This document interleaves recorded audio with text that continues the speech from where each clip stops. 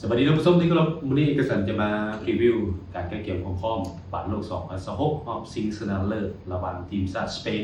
พบกับทีมชาติอาร์เจนตินาแชมป์เก่า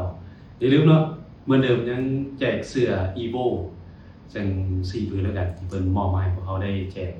ให้ประธานได้ร่วมถ้วยผลร่วมกันว่าผลออกมาจะเป็นเท่าไหร่ระหว่าง2ทีมนี้กับเป็น2ทีมที่ต้องบอกว่าเป็นคู่ซิงที่สมศักดิ์ศรีอย่างยิ่งแล้วก็เหมาะสมอย่างยิ่งการเอาไปเบิ่งคืนประวัติผลงานก่อนจะมาพ้อกันในรอบชิงชนะเลิศแต่ว่าหลายท่านอาจจะให้สเปนเนี่ยอาจจะดีกว่าเล็กน้อยเนาะคันเบิ่งจากทรงบานที่ผ่านมาแต่ว่าอาร์เจนตินาก็มีแฮงอึดแฮงสู้และก็มีประสบการณ์สูงควรในสังเวียนรอบชิงชนะเลิศถ้วยผมมาได้เนาะพวกเขามีเสื้ออีโวแจกให้ประธานที่ถ้วยถึงถ้าว่าหลายท่านถึงก็สิมีการแรนดอมเอาเด้อ พวกเขามาติดตามการพรีวิวความพร้อมบอลโลก2026รอบชิงชนะเลิศระหว่างทีมชาติสเปนหรือว่าทีมชาติแอสปายพบกับทีมชาติอาร์เจนตินาหรือเอิ้นว่าอาร์เจนตินซึ่งเป็นแชมป์เก่าคู่นี้แข่งกันที่สนามเมทไลฟ์หรือว่าสนามนิวยอร์กนิวเจอร์ซีย์สเตเดียมในรัฐนิวเจอร์ซีย์สหรัฐอเมริกาแข่งกันเวลาบ้านเฮาก็ดังที่ฮู้นำกันว่าค่ำคืนของวันที่19หรือว่าตกตอนเช้าๆของวันที่20เวลา 2 โมงคือปัจจุบันนี้อาร์เจนตินาแชมป์เก่านี่ก็ฮู้นำกันได้เป็นแชมป์มา3สมัยเนาะอยู่อันดับ1ของโลกเอาล่าสุดเลยได้หลังจากที่จบรอบรองชนะเลิศอาร์เจนตินานี่เข้าชิงเป็นครั้งที่7ส่วนว่าสเปนอันดับ2ของโลกในปัจจุบันนี้เข้าชิงเป็นครั้งที่2ต่อจากปี2010สภาพทีมของกองทัพกระทิงดุทีมชาติสเปนและฝ้าขาวอาร์เจนตินาถือว่าเป็นข่าวดีหลายบ่มีนักเตะบาดเจ็บเพิ่มที่จริงก็หน้านี้ก็บ่ได้เจ็บกันเล็กๆน้อยๆเว้าเรื่องพละกำลังมันมีความเมื่อยล้าแต่โดยรวมแล้วถือว่าฟูลทีมนะก็คือสามารถจัดทัพลุยได้สบายบ่ต้องมีข้อแก้ตัวว่าค่อยขาดผู้นั้นผู้นี้เนาะเพราะมีจะจัดทัพวัดกันเต็มกำลังมาเบิ่งการจัดทัพของแชมป์เก่าอาร์เจนตินาคาดว่าเลโอเนล สกาโรนีน่าจะมาในระบบ 4-1-3-2 ผู้สาประตูเอเมริโน มาร์ติเนสกองหลังตั้งแต่ขวาไปหาซ้ายกับมินาโเอล โมรินาคริสเตียนโรเมโรลิซันโด มาร์ติเนสและนิโคลัส ตาเกฟิโกส่วนกลางครับน่าจะมอบหมายให้ลินโดร ปาราเดสคือเก่ากองกลางตัวบุกน่าจะสืบต่อให้โอกาสจิริโน ซิเมโอเน่เพราะว่าลินดีจากนัดที่ผ่านมาและก็มีอเล็กซิส แม็กอาลิสเตอร์และเอนโซ เฟร์นันเดสกองหน้ากัปตันเลโอเนล เมสซี่ขาดบ่ได้อีกผู้นึงเอกสารคิดว่าน่าจะเป็นยูเรน อัลวาเรส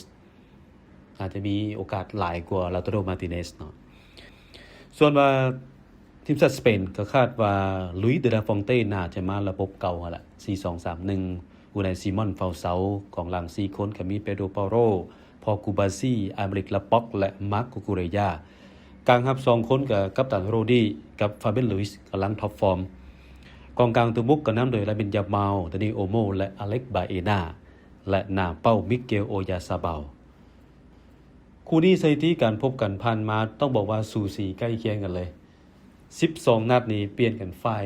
เป็นกันชนะฝ่ายละ6นัดและเสมอกัน2นัดอาร์เจนตินายิงได้18ประตูสเปนยิงได้19ประตู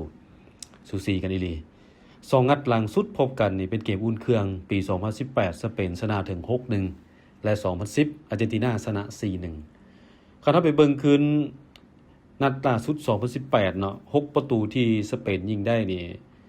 นักกีฬาก็เจ้าบ่ได้อยู่สุดนี่ล่ะบ่ว่าจะเป็นเดโก คอสตา อิสโก เตโก อัลคันตาราหรือว่าเอโก อัสปาร์ต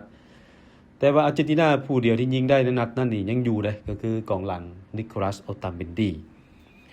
สเปนและอาร์เจนตินานะเคยพบกันในบอลโลกรอบสุดท้ายมา1ครั้งใน60ปีที่ผ่านมาไล่ย้อนไป60ปีผ่านมาปี1966ที่อังกฤษเป็นเจ้าภาพครั้งนั้นพบกันในรอบแบ่งกลุ่มอาร์เจนตินาเป็นฝ่ายชนะ 2-1 ท่านผู้ฟังท่านผู้ชมคู่นี้นะ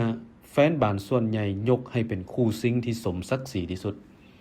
เป็นอย่างจริงว่าซั่นด้วยผลงานที่ประจักษ์ตาของทั้ง2ทีมหั่นล่ะสเปนโบเซียมาต่อเนื่องถึง37นัดเป็นสถิติของทีมชาติแหละเทียบเท่ากับอิตาลีเนาะส่วนอาร์เจนตินานี่ก็ชนะรวดมาถึง14นัดอันต่อมาเป็นสเปนเป็นแชมป์ยุโรปแชมป์ยุโรปครั้งล่าสุดยูโรนะและอาร์เจนตินาก็เป็นแชมป์อเมริกาใต้โคปาอเมริกาล่าสุดมันเป็นอย่างที่ว่าประจบมาหากันเลยโคจรมาพบกันที่เหมาะสมที่สุด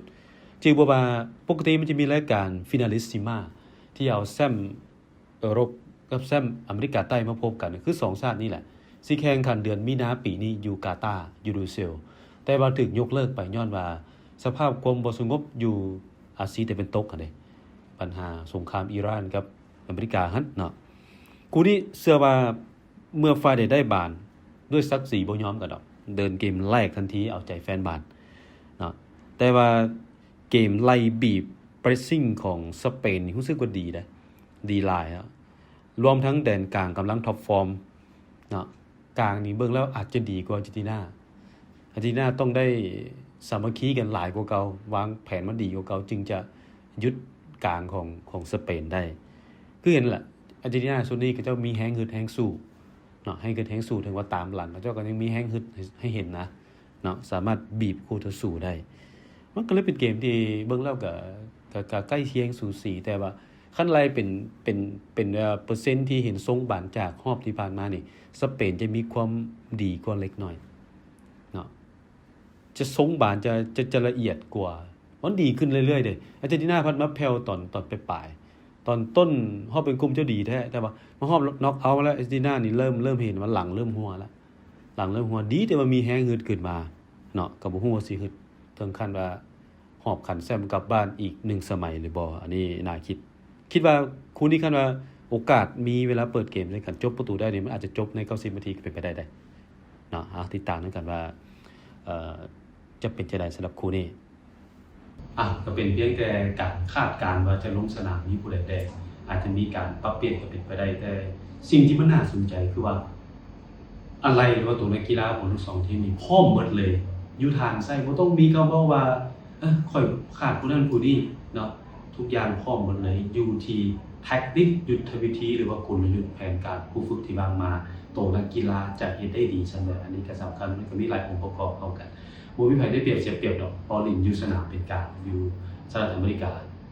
เบิ่งบานให้ม่วนและขอให้หลายๆท่านที่เชียร์ที่ทัศน์ที่พิธานหักขอให้ประสบผลสำเร็จตามคาดหมายเอกสารลาไปก่อนสวัสดี